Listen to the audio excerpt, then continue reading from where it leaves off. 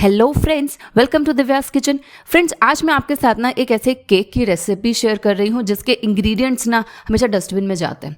वो हैं टूटे फूटे रस या बिस्किट। आज हम बना रहे हैं रस केक, मीन्स रस के साथ केक। सबसे पहले आप कोई भी बेकिंग करते हैं तो आपको अपना मोल्ड तैयार रखना है। मोल्ड को इस तरह से तेल से थोड़ा ग्रीस कर लीजिए, मैदा हो या आटे से थोड़ी सी डस्टिंग कर लीजिए ताकि जो केक है वो आराम से डीमोल्ड हो जाए। बटर पेपर यूज़ कर रहे हैं तो बटर पेपर लगा लीजिए। एक्सेस आटा मैदा होता है उसे झाड़ के निकाल दीजिए, नहीं तो केक के ऊपर ना बहुत एक मोटी सी परत आ जाएगी उसके बॉटम पे। तेल भी आपको ज़्यादा नहीं लगाना है, बस हल्का सा चिकना करना होता है। लीजिए, ये तैयार हो गया है और जो गैस के ऊपर आप अपना पैन रख दीजिए गर्म होने के लिए। अब ये है जो टूटे फूटे रस जिनकी मैं बात कर रही थी, ये इस तरह से पैकेट ना मार्केट से लाते कई बार निकलते हैं या बिस्किट ऐसे हो जाते हैं, तो क्या करेंगे, कोई नहीं खाता ना, डस्टबिन में जाते हैं। लेकिन इस तरह से आप एक बढ़िया केक तैयार करोगे। वो जो रस थे मैंने उसको पाउडर कर लिया, देखो आराम से मिक्सी में पाउडर हो गया है। इसमें आप अपने मनपसंद ना बिस्किट भी ऐड कर सकते हैं तो वही फ्लेवर आएगा आपका केक में। ठीक है, ये तैयार हो गया। अब एक दूसरे बोल में मैंने लिया है रिफाइंड ऑयल। अब बटर यूज़ कर लो या कोई भी ऐसा तेल जिसमें कोई स्मेल नहीं होनी चाहिए। पिसी हुई चीनी, नॉर्मल जो रेगुलर चीनी आप यूज़ करते हैं, बस उसे मिक्सी में चर्न कर लीजिए, मेजर कर लीजिए और ये आपका चीनी तैयार हो जाएगा। पाउडर्ड शुगर मार्केट से लाने की बिल्कुल ज़रूरत नहीं है। अब इसे हम मिक्स कर लेंगे 1 से 2 मिनट। बहुत लाइट हो जाता है जब आप अच्छे से मिक्सिंग करते हैं ना। अब इसमें हम डालेंगे नॉर्मल टेम्परेचर वाला दूध।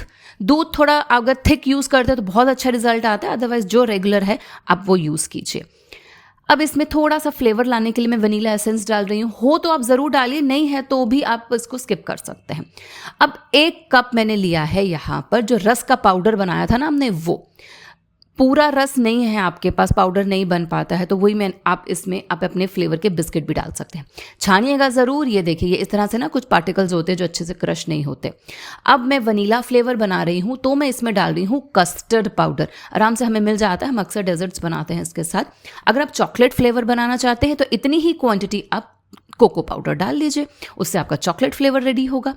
इनको छान लीजिएगा। छानने से बहुत अच्छे से आराम से ये मिक्स भी हो जाते हैं और कुछ इम्प्योरिटीज़ अगर हैं तो वो भी आपके ऊपर आ जाएंगे, तो आपका केक ख़राब नहीं होगा। अच्छे से मिक्स कर लीजिएगा। अभी ये बहुत गाढ़ा है, हम इसको बिल्कुल एंड में इसकी कंसिस्टेंसी सेट करेंगे। अभी इसमें हम कुछ और इंग्रेडिएंट्स वो डालते हैं। जैसे मैंने यहाँ पर ना टोटली ऑप्शनल है, मैंने इसमें बादाम का पाउडर डाला है। नॉर्मल जो बादाम होते हैं ना घर में, उसे भी मैंने मिक्सी में पीस लिया था। बच्चों के लिए बना रही हूँ, थोड़ा हेल्दी ऑप्शन कोशिश रहती है हर मम्मी की। अब इसमें और फ्लेवर देने के लिए टूटी फ्रूटी है। इसमें मैंने मैदे से डस्ट करा है ताकि केक जब आपका राइज हो तो टूटी फ्रूटी है, चोको चिप है, वो बॉटम पे नहीं बैठते हैं। अब बिल्कुल लास्ट में जब आपका केक बिल्कुल सेट हो चुका है, कंसिस्टेंसी सेट है, तब हम डालेंगे इसमें बेकिंग पाउडर। हम इसमें बेकिंग सोडा यूज़ नहीं कर रहे हैं, हम बेकिंग पाउडर मिक्स करते ही बस जी क्या करना है, मोल्ड हमारा हमने सबसे पहले तैयार करके रखा था, तो अब उसमें हम ये बैटर हम डाल देंगे।